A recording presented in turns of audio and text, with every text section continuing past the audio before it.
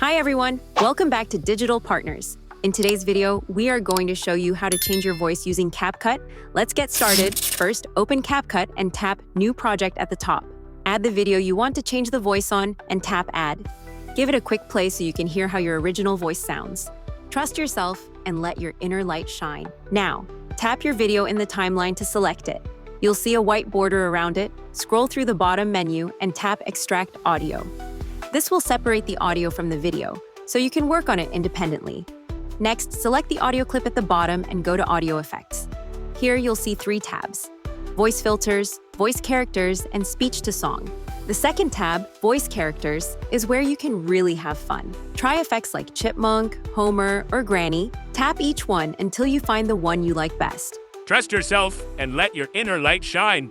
Trust yourself and let your inner light shine. Trust yourself and let your inner light shine. Once you're happy, tap the check mark, then export in the top right.